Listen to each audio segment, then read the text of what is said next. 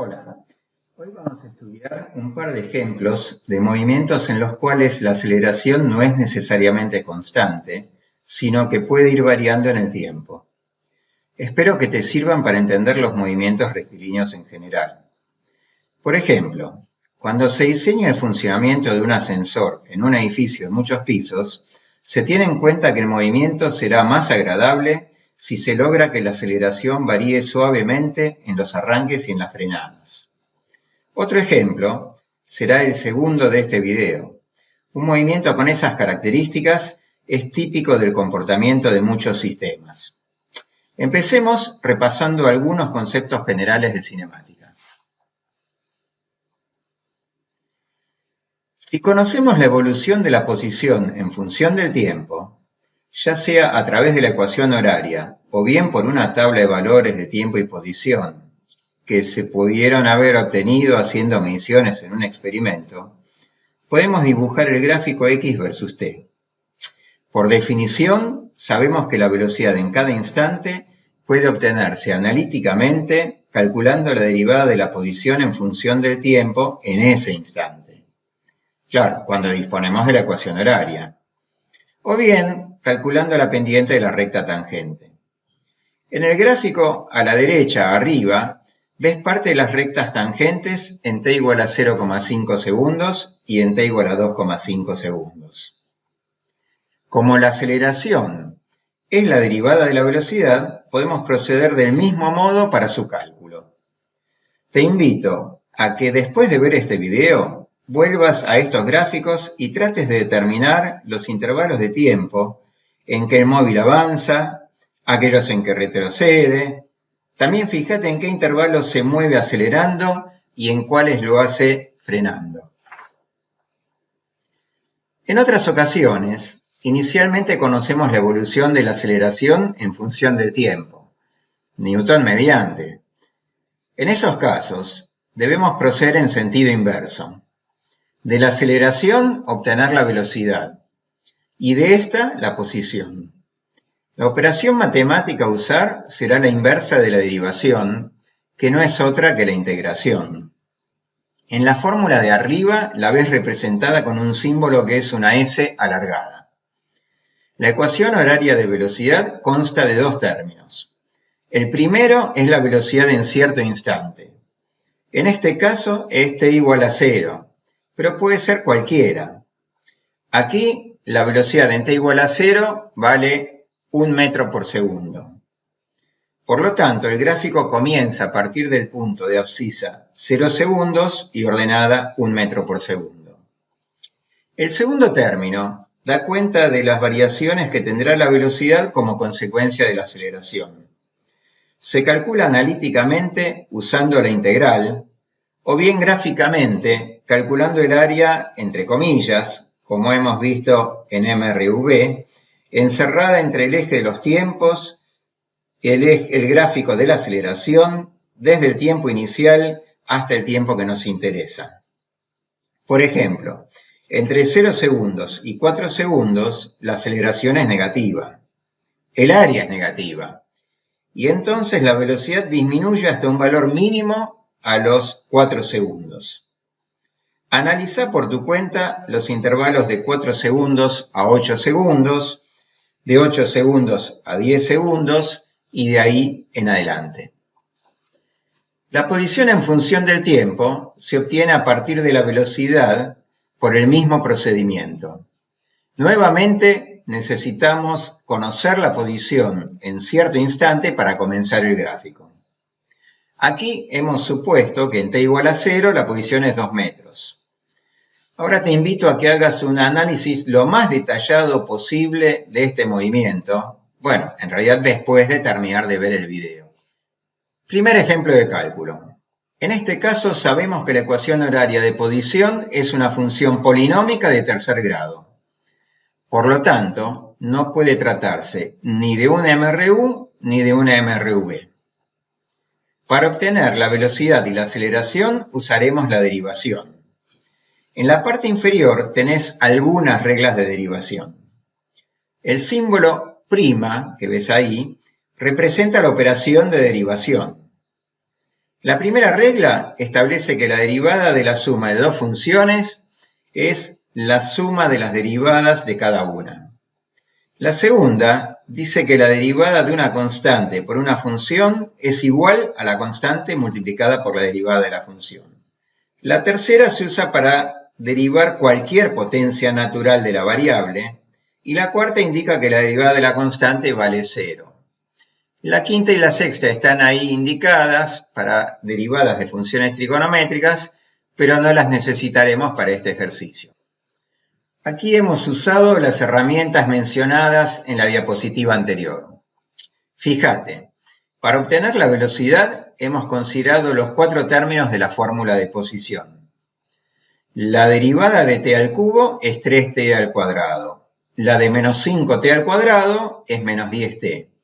La de 7t es 7. Y finalmente la de menos 3 es 0. Te pido que compruebes que la fórmula de aceleración que ves en la parte inferior está bien calculada usando las reglas que mencionamos. Al repasar el procedimiento, vemos que, partiendo de la ecuación horaria de posición representada por un polinomio de tercer grado, obtuvimos la ecuación horaria de velocidad, representada por un polinomio de segundo grado, y la ecuación horaria de aceleración, representada por un polinomio de primer grado.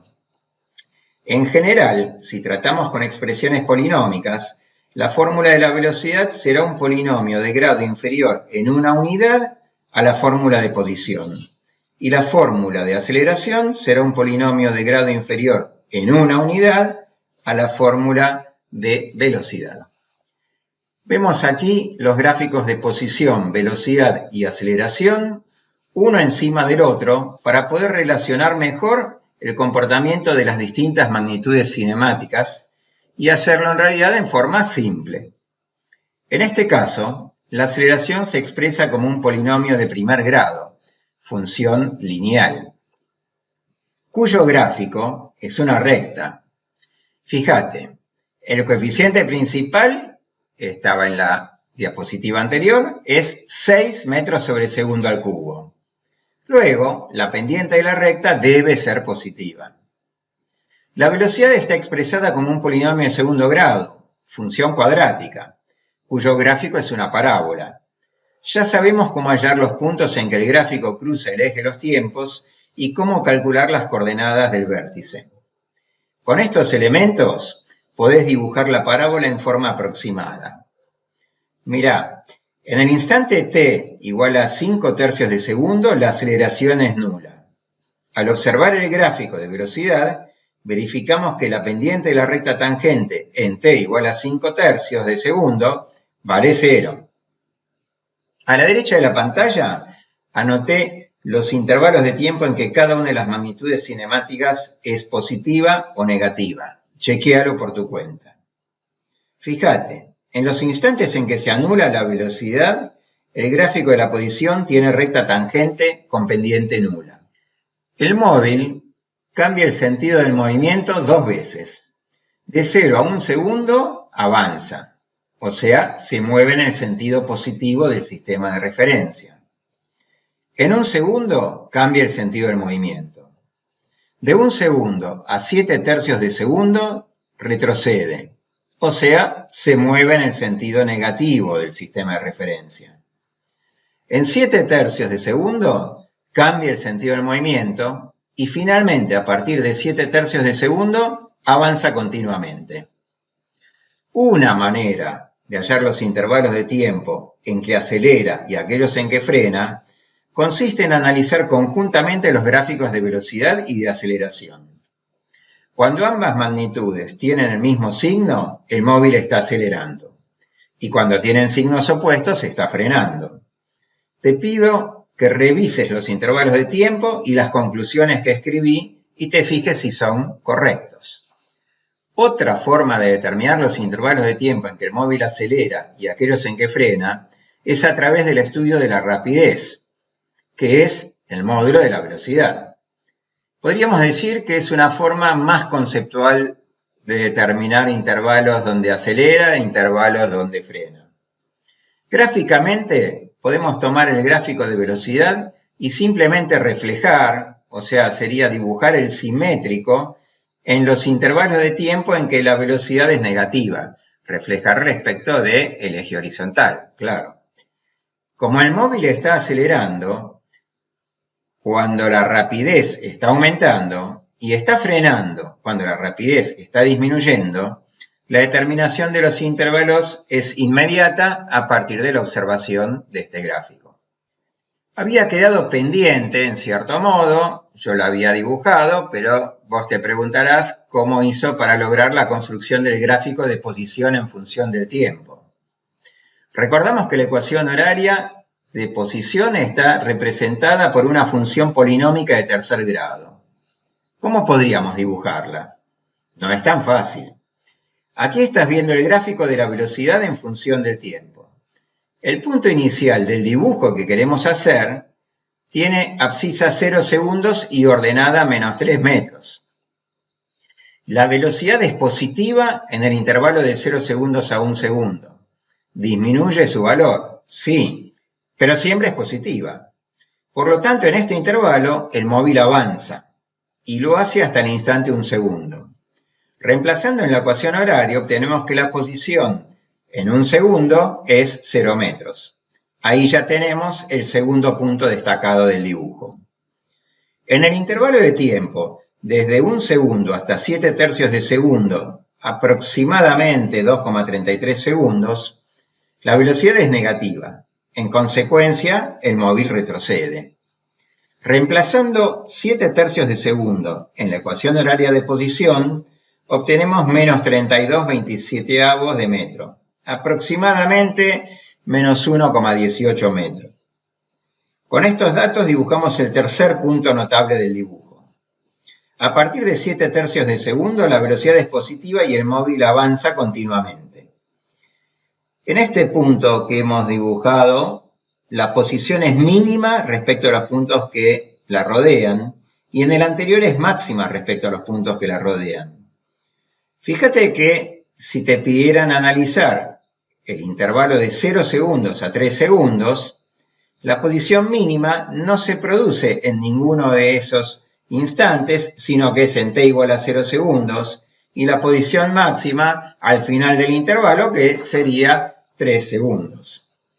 Si complementamos nuestra información con el gráfico de aceleración en función del tiempo, del cual sabíamos que la aceleración es negativa desde 0 segundos hasta 5 tercios de segundo y positiva en el intervalo que comienza en 5 tercios de segundo, sabremos la concavidad que debe tener nuestro dibujo.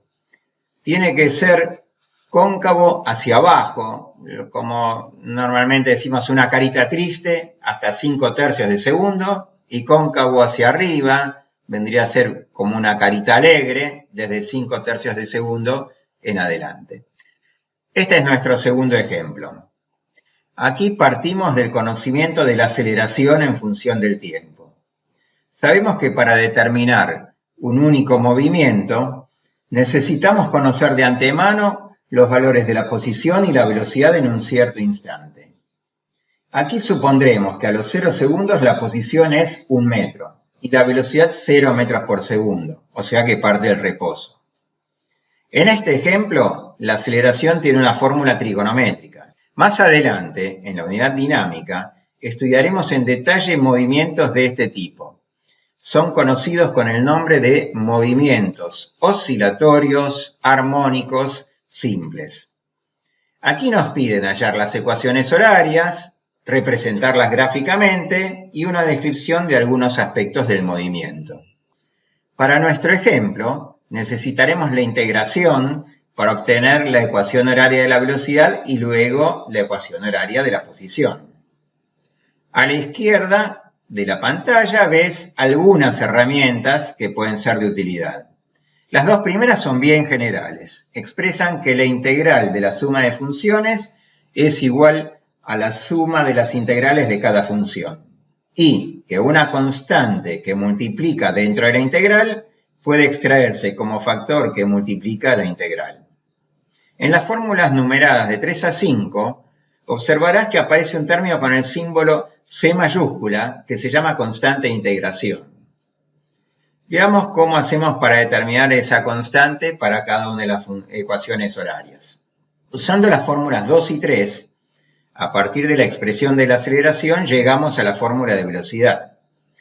4 metros sobre segundo al cuadrado es la constante que sale como factor fuera del símbolo de integración. Por tratarse de una función coseno, aplicamos la fórmula 3. Teniendo en cuenta que en nuestro caso omega vale 2 por 1 sobre segundo, queda 2 metros sobre segundo como el factor que multiplica el seno. Ahora bien, para determinar la constante c, usamos que la velocidad es nula en el instante inicial. Reemplazando los valores de velocidad y de tiempo en esa ecuación, obtenemos que la constante de integración en este caso vale 0. Para obtener la ecuación horaria de posición procederemos del mismo modo. Ahora usaremos las herramientas 2 y 4. Yo te pido que vos verifiques que siguiendo el mismo procedimiento se llega a la conclusión que para la ecuación de posición la constante de integración vale 2 metros. Representamos aquí las ecuaciones horarias. Todas están representadas por funciones periódicas. Esto quiere decir que repiten todas sus características luego de cierto tiempo. Al menor intervalo de tiempo, al cabo del cual se repiten, se lo denomina período y se representa con la T mayúscula. Se calcula dividiendo el número 2pi por el factor que multiplica el tiempo en la fórmula trigonométrica. En nuestro caso es 2 por 1 sobre segundo. Por eso, el período vale pi segundos. La ecuación horaria de la posición está formada por un término trigonométrico al cual se le sumó 2 metros. Significa que al gráfico de la función trigonométrica tradicional habrá que desplazarlo hacia arriba en la cantidad que corresponde a 2 metros. Fíjate que en los instantes que la posición es máxima, la aceleración es mínima. Y cuando la posición es mínima, la aceleración es máxima. Se trata de los puntos que están dibujados en rojo. Se dice que posición y aceleración están en oposición de fase. En cambio, los máximos y los mínimos de la velocidad se producen en los instantes en que posición y aceleración tienen sus valores centrales. Se dice que la velocidad está desfasada un cuarto de periodo respecto a la posición y a la aceleración. En realidad, adelanta respecto de una y retrasa respecto de la otra. Finalmente, las amplitudes, que son el módulo de la constante que multiplica cada función trigonométrica, en este caso son 1 metro, 2 metros por segundo y 4 metros sobre segundo al cuadrado. Estos valores indican el máximo apartamiento del gráfico respecto a la posición central. Aquí podemos ver cómo a partir de los gráficos de velocidad y de aceleración en función del tiempo podemos contestar las consignas del ejercicio. Fíjate que los puntos representados corresponden a máximos, mínimos y valores centrales y que están separados un cuarto del período en la dirección horizontal. En nuestro caso, pi sobre 4 segundos. Finalmente, te recomiendo que practiques con tu calculadora las funciones trigonométricas directas y las funciones trigonométricas inversas. Controlá si estás calculando en grados sexagesimales, suele decir D mayúscula en la pantalla, o en radianes, suele decir R mayúscula en la pantalla. Repasá en qué cuadrantes la función seno es positiva y en cuáles es negativa. Lo mismo para la función coseno. Todo esto te resultará de gran ayuda. Espero que estos ejemplos simples que hemos visto te ayuden a resolver los ejercicios 24 a 29 de la guía cinemática. Muchas gracias.